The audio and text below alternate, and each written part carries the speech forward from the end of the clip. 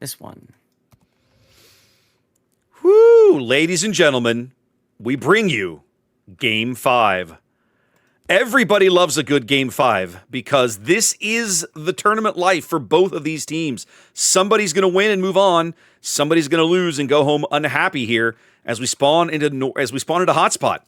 So let's have a look at these two teams real briefly. RESIN in green, starting here with Mad Dog's Shimakaze. Not quite a full torpedo build, interestingly enough. Not running the torpedo reload skill, but is using a unique upgrade. Frice in a very standard torpedo build, as Zath likes to say, a COTS build gearing. Very stealthy. Eagle Lances in a Gdansk, a little bit of extra radar duration and gun reload. It's a 4-cruiser lineup here for RESIN. Hungary is Napoli, going for lots of secondary power. Triarch's Moskva, going for top grade gunner and unique upgrade. Big Six is Moskva, going for the identical build. And on the other side here, we have Legends Napoli, going for a very similar build to his compatriot, ditching outnumbered and going for top grade gunner. It's a double bungo lineup, Zaf. This is Mabuki going for the AP skill and gun reload, and Peyton the Rockhider here ditching the AP skill, going for some extra repair power, but also going for the gun reload. Talk to me about YYUT, Zaf.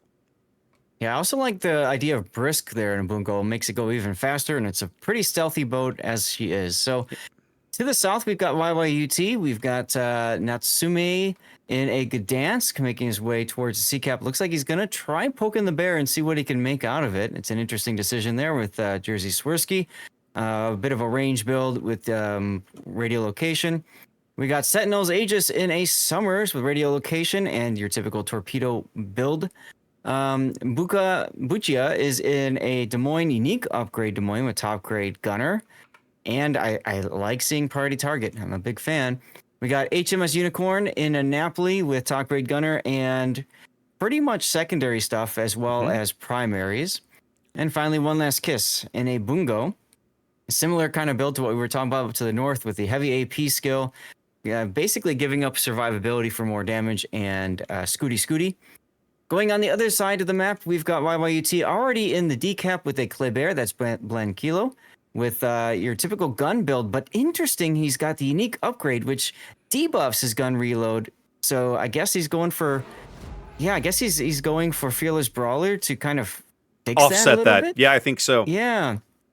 We got Bills in a Napoli with his secondary main gun build. Seth, it's about time, is in a Moskva unique upgrade, setting up in a position to use top grade gunner to kill whatever is over north of decap. And then finally, we've got Zex next in the Loria with a range module in slot 6. Raptor, look at that. Range module. Frice taking an early torpedo here on the top end of the sea cap. Less than ideal. I think it was a Gdansk torpedo. Let's see, was it? It was indeed. For the moment, the early YYUT push up the 10 line, developing nicely for them, puts them out, I want to say out to an early lead. About, 15, 20 points here. Usually on this map, the north spawn gets into the sea cap a little bit easier. So it makes sense that RESIN was able to grab that. Yep. Hungary is Napoli now starting to take fire. Mabuki's Bungo backing him up, putting shells out on Seth's Moskva, but I don't think those are going to land. Seth pulled the brakes. Oh, I lied. I lied mightily. And Seth gets dunked again. Both Bungos. Yeah. Both Bungos citadeling the Moskva early and Seth getting chunked early on. Yeah, Bungo is all about using that spotter plane to help with not only range and vision over islands, but also accuracy. Seth manages to back off there. Early aggressive push up the 10 line demands a response. Mabuki's Bungo and already in a position to kind of help slow things down a little bit, but they're bringing Frice's gearing back this way as well. Even when a full, oh, What happened to Mabuki? He got dunked by the Loria, I think. Remember, we've seen this before. Yeah. The Loria's big sap shells do horrible things to Bungo. Let's see. Mabuki was a 27K salvo from the Loria. Yeah. Well, Mabuki just got some of his own back there, dunking the Loria for 20K. Yep, that's true. Sap does not care about your angle, and I mean, Bungo is what, 32 millimeter all around, so should be just about. Now, even with the unique upgrade on Blanquilos Kleber, right? Freiss outspots him by over half a kilometer. Oh, here comes some Bungo salvos on Bill's Napoli. Gonna follow this in. Bill's riding the map order, not really taking much there. Gonna smoke up now. Yep. Literally a tie game. Actually, YYUT has a very, very slight lead in terms of seconds. Right, because of that earlier cap. But look at Bukia. Yeah. Look at Bukia at B cap. Bukia getting hammered here, now under the Napoli secondaries. And, oof. Big Six has been Something else. That APing was him. Moskva. That was Big Six's Moskva shells coming from the middle of the board. This is very similar to what we saw happening. Oh, he gets him! Oh, huge kill for Resin. I was about to mention, like, we watched the earlier game with, who was our first match of the day? It was Virtus. Virtus had a Moskva in that position. They were struggling to get the Moskva shells to drop in here, but Big Six able to do it. Big early kill for Resin here in Game 5. Yeah, that's going to give them the point advantage, but it's also going to give them a lot of flexibility because that Des Moines is a huge, huge piece. Yeah, that leaves the only radar over here. Now, of course, Resin doesn't know this, but for YYUT, their only surviving radar on this flank is the Gdansk, and that's a very short duration radar. I mean, at this point, Resin does know it because the only other radar is Moskva, and Seth's been spotted over there. So fair enough. They know it. They know that's probably what they're up against lurking in the area then. Right. Okay. Reminder, y'all, we see everything. Obviously, the teams do not. The teams do not. So Resin now, in 5 minutes, will win this game. Just all they have to do is preserve their ships and hold the caps they have. That early kill means YYUT is going to have to find a way to break into one of these caps or bag a kill of their own. I like Resin's radar there. Big Six popping up a radar, catching Zex's Loria out. Here comes a Bungo salvo. Nothing. Well, literally on, Bungo, a complete whiff. Yeah, I know. It's like... It's the old meme, you poke it with a stick. Do something! That's what I hate about playing Battleship. You have the most beautiful salvo. You're so excited. You're like, this is going to be big numbers. And then big money, no whammies. Big money, oh, stop on a whammy. Yeah, exactly. Stop on like 5 whammies and you blow up. Yeah, there's a reason I don't play a lot of Battleship. Yeah, he does get a good salvo there, though. About 14K out of that chunk. I'm watching Unicorn possibly take a torpedo. No, he doesn't. Good dodge. Summer's Smoke providing some cover for Unicorn to move up here. Those two are going to have to hold this flank closed. They don't want Resin to get any fancy ideas about pushing down the 1-2 line. As they're rotating Natsumi's Gdansk across the middle of the board, they're repositioning some assets off of the 9-10 line, the Loria and the Moskva, coming back to mid. 4 minutes on the timer here. Resin on track for a win in Game 5 unless YYUT does something. Yeah, they're swinging to the middle of the map. Both sides are. And you kind of mentioned that before when you grab the flanks and then you can swing into the middle, but I kind of feel like they can't really afford to do this, but we'll see. Well, Resin's retained that Moskva. Big Six has been in a position all game. Eagle Lance's Gdansk lurking near the top of the sea cap.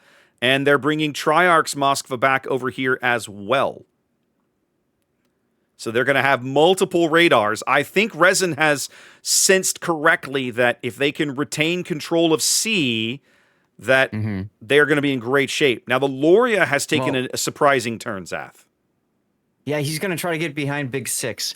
I want to point your attention to Mad Dog at A, though. Look at him in a Shimakaze backing into the B cap. I love this play. I love this, that puts too. even more pressure Yep. on the group as Peyton takes a torpedo. That looks like a Napoli torpedo. Of course, that provides spotting as well, which is very important for its teammates. Yep. The Mad Loria Dog just got spotted. The Loria move now spotted as well. Big Six understands very well the position he's in. Loria locked up on Hydro. 2.5 minutes to a RESIN victory here. But YYUT not idle, making plays in several places.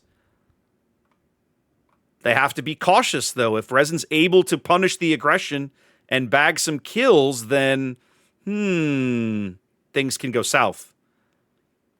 Yep. Mad Dog is backing off of the B cap. I wouldn't be surprised to see him back into it again in a little bit. He's got to stay frosty, though, with Napoli torpedoes, Summers torpedoes. You can see all the torpedoes coming to where he was. They're going to go fishing. Eagle Lance now opening up with his guns on Zex's Loria here. He might as well. The Loria is kind of stationary right now, and his turrets are looking the other way. They're trying to focus out Mabuki, it feels like. Yes. Mabuki is the key, because Mabuki can smack him with the AP. Of course, Fryce's gearing is also an important board piece at this point to stop the Loria from moving. And we're about to see, I think, some smoke from Fryce. Yep, there it comes. They're going to cover Mabuki here as he retreats to the north. 90 seconds now on this timer as Mad Dog continues to fly close to the sun, stepping into this B cap. Great play by Fryce here. Gotta keep that board piece on. Fryce buying time for his teammates, knowing that they need to keep these points on the board. Mabuki's next heal a little over 30 seconds away. 60 seconds now to a RESIN victory. YYUT has not been able to make inroads. They've known that this was coming for a long time. Zex takes a gearing torpedo. Oh, just the one gearing torp. Just the one. Mad Dog was back into B cap. He's still being a pain over there. I love it. I love the aggression. I love the play. I love forcing them to make bad decisions as they've got Zex lit on fire again.